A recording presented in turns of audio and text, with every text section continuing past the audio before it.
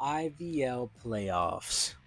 There are so many matches to choose. I literally chose at random. We're starting with Ann on Leo's against a rather balanced team comp. He's chasing an acrobat shack. He is deciding to rotate out. Let's see, where's he gonna go? Where's he gonna chase? You guys see Composer middle just decoding. He's getting that decoding, and that's their way to win. Get that cipher rush in with Composer. And here he is triple pallet all the way in this corner. This isn't bad for Zom, but now it is because he missed. He missed his cats. These players know they don't have to ball there. He can just vault it with probably 10 ping. Very little detail shows how often they play this game and how experienced they are. Here we go again. Cat once again. Does he the slow ball nullifies that jump, but the warp goes right past it and he gets the stun, explodes the cats, but misses to flywheel. Yeah, someone roasted me for mispronouncing Zom's name. Yeah, I don't know how to say it, but that is so detrimental to your match. It is still a hit, but because of how he got that hit, he has 20 miles of distance. Even though this cat can get bigger, that ball made that cat useless. And probably that cat really was only there to catch up to the acrobat. That's how far he got. And they are certainly cipher rushing him. The composer is about to finish his cipher. Is he? I'm not sure. I don't. Composer's rotating right now. I'm looking at the bottom left. What the? He made it to this pallet. This is a rather decent pallet, but he tried to fireball and it actually got him nowhere. That also could have been dangerous for Zom, but he got the hit, and now he has to camp for his life. He got kited pretty hard. He chose Shack, where a cipher is. Who's here? First officer. First officer did this cipher after popping composers. Anti didn't even pop a cipher. I'm confused about ciphers, I'm gonna be honest. But they must have a plan. Auntie is very close. She can harass. She can harass very well here. And here, I mean, he just has to camp here. He has to hit before he reaches the cap, but he doesn't. And here, oh, he got one stun off. He got one stun off, and he was actually close to double hitting, but he's sticking to the acrobat. Now I said they could have a plan with Auntie. Right here is the moment you guys see Auntie's on that cipher decoding, you making use of her time, and this acro is just going in this corner. And Auntie will probably be ready to harass once Anne has made her way closer to a chair. Right now she's still decoding. She might not harass, I'm not sure. He's actually taking the 1v1. He's 1v1ing this Auntie right now. He has no advantage in that 1v1, and he lost it. And triple swing, the last one missed, but he still gets the down. What did this do? All this did was buy time. Zom really wanted this chair for this cipher, but Auntie bought a lot of time for the composer to cipher rush. And even though Auntie used a lot of her item, she still has a stick left in order to make a play. Nice flywheel. That's actually rather important. You'd rather not be injured as an Auntie, and here they're actually double rescuing. They're double rescuing, probably because this is one of the last ciphers. He jumps and gets pallet stun. A free save is not nice. It is not nice as a hunter. And oh my god, he hit the first officer. That was acrobat running right into him, and that actually worked. The pallet is dropped. He can break it. He's deciding to go through anti, and that's just not possible. The cipher is 90. That is composers. It will finish soon. And he hits first officer again. Anti downs another balloon. And this is certainly a losing game. He has no chair, and warp is not guaranteed to get to one of the gates. He's chasing a first officer who has a watch. He's not getting a quick kill. He does not have a chair endgame, and he's not getting a quick kill endgame.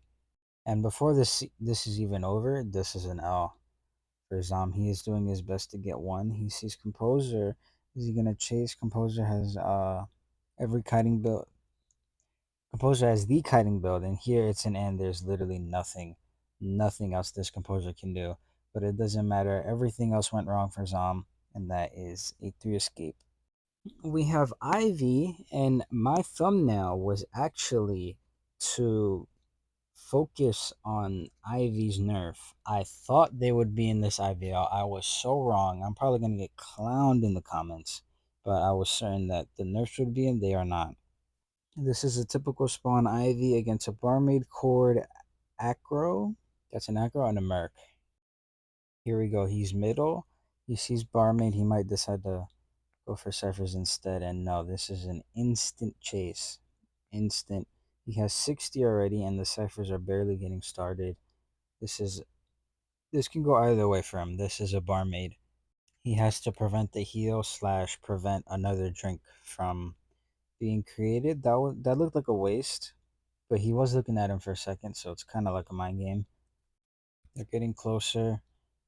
They're getting closer. It looks like the barmaid is looking at the. Okay, good scare. Good scare. Gets a 40 as well, and now he has the drink. You do want to prevent this heal. You want to prevent the heal as much as you can. He does have the kiting build, and here he can TP again because of how early he TP'd. And she uses the drink and flywheel to get out of there and avoid the 20. He did not avoid the ghost scare, but he avoided the 20 from the rock, which is what XC needed in order to get 100. That is rather important. And now he is forcing the 100, which means that XC is starting. Wow, he tried it again. He tried it again. He's basically chasing an ADA. He's chasing an ADA right now. He did everything he could to stop it, but now you've you didn't stop the heal. Now it's a 3-hit character. He somewhat lost the barmaid. That is never good because it's a time waste. It is a time waste, and now they're back to square one, like square. She has no fear buildup. She's injured though, and he does have a blink. He has a blink he has not used yet. He sees the barmaid after a few seconds of time waste. There, he completely switched his route. That was weird. But here he has blink. He can just down him. He can just down him. And I think GG are okay with taking that blank. There's no downside to it. This kite has been very long. This is indeed a 3 cipher kite, and it helps GG a lot because in this case they do need a 3 escape. I mean, in the best of 5, you have a lot of chances, but your mistakes are still unforgiven. In this case, XE would be making a big mistake to not tie this, because round wins are the most important in a BO5. In the best of 5, and Court is saving first, that makes sense. It does make sense. They have not started their last cipher. That might not be good for them. XC can pressure it. He's going to have more time to pressure it. That was the quickest recovery of my life. What the hell? And here, this can just be an instant down with full presence if they have it. I'm not sure if they have full presence. Yeah, they do. There should be a down. There should be a down. Flywheel is a thing here, and this is a down. That's good. He might know where the last cipher is, which is right next to him, which is actually very good. This gives him a chance to tie. Let's see how he does it here. He obviously has to rock. And we have to see how he plays this out. He's gonna avoid a rebound as much as possible. He's simply gonna walk there, and Merc is just opening the chest right there. You guys see that? He's just opening it. Probably giving an item to barmaid, although I don't even think that's possible. No, she still has a second drink. That's not possible. But pressuring this last cipher might just be enough for XC to take out this barmaid, and even though there's a tie turner, he can now set up for the gates. Right now, I think he knows that that cipher pop is inevitable, and he also knows that barmaid does not have borrowed time. If he remembers, things can be forgotten, and there a rock is there. It can help him TP closer to that gate. He cheers, and now he's rather ready for endgame. I He might know that they're not at that gate yet, both gates, but they will be soon, and there's a possibility of just waiting it out. He cannot find anyone. He cannot. Oh, actually, I lied. Once again, all he needs is a tie here. A 3 escape is so helpful to the team. It's so helpful to Hunters, even though Hunters seem to have an advantage in this IVL. He's falling behind. This can just be a blink down, and and that secures your tie basically. He can go for more, but once again, in the best of 5, it's not necessary. This tie gives him the round win. That is the most important. Right here, basement kind of secures it. And right here, because of where his ghost is, he's allowing the gate to open. And it is a foot race on this Merc, who probably won't get it. He probably won't kill the Merc, that's what I mean. He has full health and an elbow pad. He might be able to. He might. It's not necessary, but he might. He has 60 here. It's possible. Okay, never mind. Never mind. He actually could have gotten 3. He had to keep the 60 on him and then go scare after. If he had it off cooldown, I don't know. I think it was off cooldown, I'm not sure. But that was very close. And MRC did get what they needed. GG had a good chance to get what they needed, but they did not. Man, I really want to involve editing, but damn, it is hard, at least on this phone while I'm recording this. We will see as time passes.